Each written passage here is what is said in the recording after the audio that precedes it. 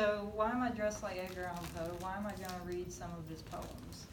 Pretty much for this Career Lifelines, my understanding of the project was to pick something that represented my journey towards my current career, in counseling and psychology. Because, as y'all know, I decided to, or I was originally a CPA, did accounting for 7 years and all that. And people are like, well, how did you suddenly get to counseling as a field? And so for me, and why I picked Edgar Allan Poe is one thing that I always kind of connected with him was he lost several people he cared about in his life. And so that's why we see him as like he's some kind of depressed person. Well, there's more to him than that. But to understand why he was depressed, he lost his mother, he lost his wife, he lost his foster mother, and he lost another woman he loved to tuberculosis, which was the epidemic at the time. And so you see a lot in his writings of death and things like that. But he obviously had good reason. But the main thing about Poe is his passion. He has a great deal of passion in his writing, and you can tell when I'm going to start reading some of these stories. He actually would like do dramatic readings of The Raven and things like that to crowds, and that's where you could see that passion come out. For me in my life, what kind of led me down this road has been one of, I guess you could say, and this isn't exaggeration on my part, living hell. And so for me that was, I have obsessive compulsive disorder, and I had severe anorexia for 12 years. Nearly killed me several times. And the thing about it is, it's like when your own mind becomes a prison, and finally someone comes in your life and helps bring you out of that prison. In my case, it was my therapist. That passion in me was unlocked, that had been gone for years, dead, and is like coming back to life. And in fact, my therapist said he wished he could have a camera back when I first came into therapy. He said there wasn't any light in my eyes. I looked like someone who was defeated, like I had given up. And so and then now someone who is dressing up like Edgar Allan Poe coming to class, you wouldn't have known, if you saw me back then, you wouldn't make any connection with who I am now. And that's why I'm passionate about being a therapist, why I'm passionate about bringing people from that place of almost death back to life. And I see this theme in Poe's stories and poems as well. So I've picked 3 poems, one of course being The Raven. That's one of my absolute favorites for the passion in it. There's another one called Dream Within a Dream. Some people know the quote, a quote from that one. But that one still represents kind of both The Raven and Dream Within a Dream represent more of that sad aspect of my life. And then the last one, A Dream, is actually one that brings hope, because there's always, even if it's just a little pinpoint of light, there's always hope. So without further ado, I'm going to start with Dream Within a Dream, and then The Raven, and then A Dream. I want to end with hope.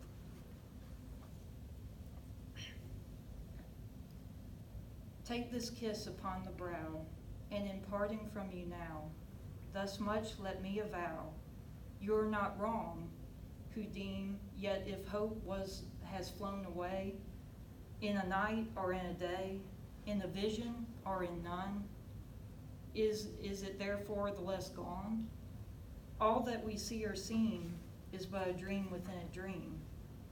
I stand amid the roar of a surf-tormented shore, and I hold within my hand grains of golden sand. How few, yet how they creep through my fingers to the deep, while I weep, while I weep.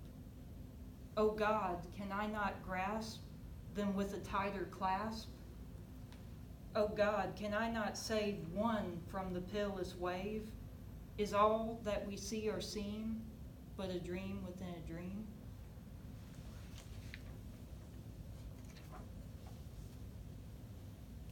Raven.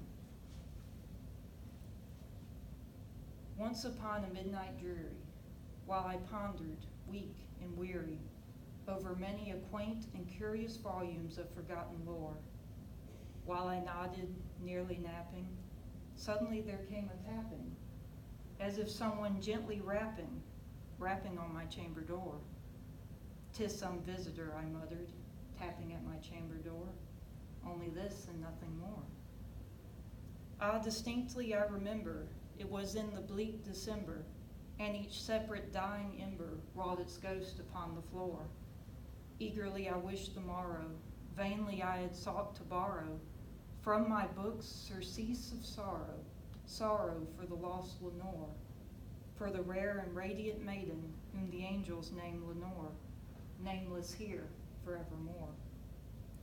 And the silken, sad, uncertain rustling of each purple curtain thrilled me, filled me with fantastic terrors never felt before, so that now, to still the beating of my heart, I stood repeating, "'Tis some visitor entreating at my chamber door, some late visitor entreating at my chamber door.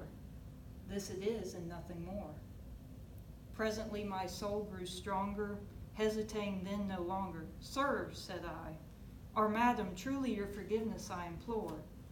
But the fact is I was napping, and so gently you came rapping, and so faintly you came tapping at my chamber door, that I was scarce sure I heard you.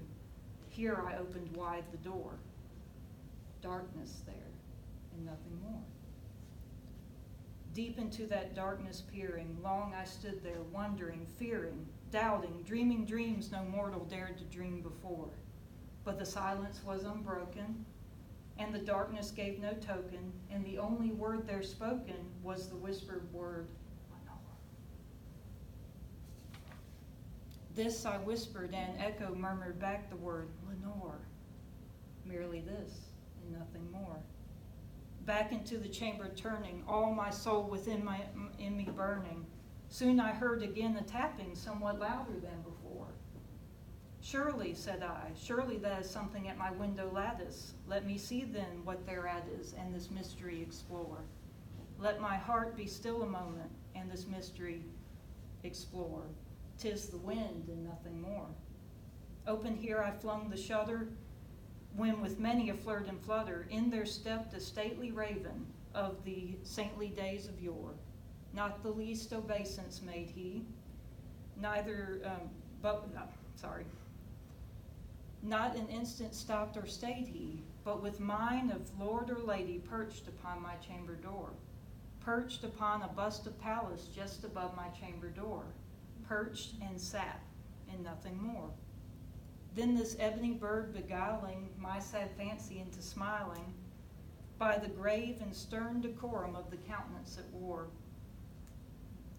"Though thy crest be shorn and shaven, thou," I said, "art sure no craven, ghastly, grim, and ancient raven wandering from the nightly shore. Tell me what thy lordly name is on the night's Plutonian shore." Quoth the raven, "Nevermore." Much I marveled this ungainly fowl to hear discourse so plainly, though its answer little meaning, little relevancy bore, for we cannot help agreeing that no living human being ever yet blessed with seeing bird above his chamber door, bird or beast upon the sculptured bust above of his chamber door, with such a name as Nevermore. But the raven, sitting lonely on the placid bust, spoke only that one word, as if his soul in that one word he did outpour. Nothing farther than he uttered, not a feather then he fluttered, till I scarcely more than muttered, other friends had flown before. On the morrow he will leave me, as my hopes had flown before. Then the raven said, "Nevermore." Startled at the stillness broken by reply so aptly spoken, "Doubtless," said I, "what it utters is its only stock and store, caught from some unhappy master, from unmerciful disaster, followed fast and followed faster, till his songs one burden bore, till the dirges of his hope that melancholy burden bore, of never, nevermore. But the raven, still beguiling my sad soul into smiling, straight I wheeled a cushioned seat in front of bird and bust and door. Then upon the velvet sinking, I betook myself to linking, fancy unto fancy, thinking what this ominous bird of yore, what the grim, ungainly, ghastly, gaunt, and ominous bird of yore meant in croaking, nevermore. This I sat engaged in guessing, but no syllable expressing, to the fowl whose fiery eyes now burned into my bosom's core.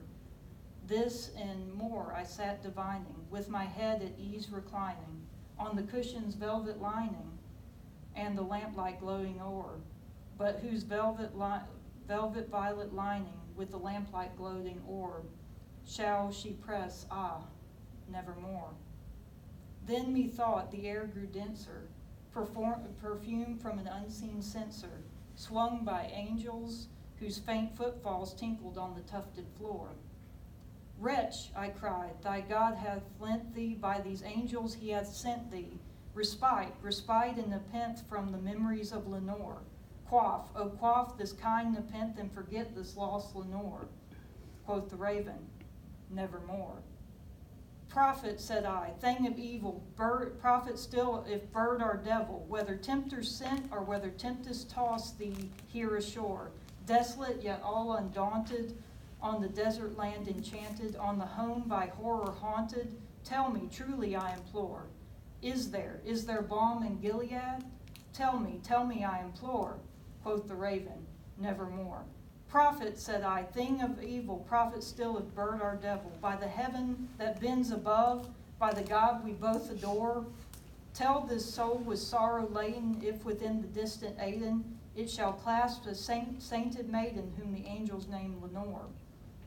Clasp a rare and radiant maiden whom the angels named Lenore. Quoth the raven, nevermore. Be that word our sign of parting, bird or fiend, I shrieked upstarting. Get thee back into the tempest and the night's Plutonian shore. Leave no black plume as a token of that lie thy soul has spoken. Leave my loneliness unbroken. Quit the bust above my door. Take thy beak from out my heart, and take thy form from off my door. Quoth the raven, nevermore. And the raven, never flitting, still is sitting on that pallid bust of Pallas just above my chamber door. And his eyes have all the seeming of a demon's that is dreaming, and the lamplight o'er him streaming throws his shadow on the floor. And my soul from out that shadow shall be lifted nevermore.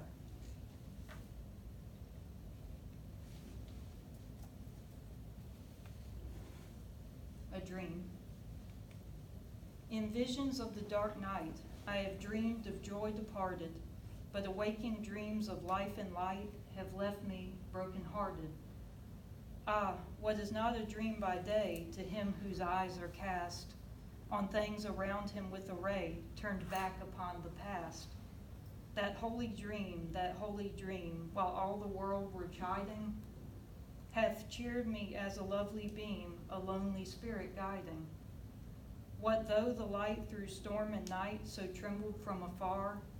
What could there be more purely bright in truth's day star?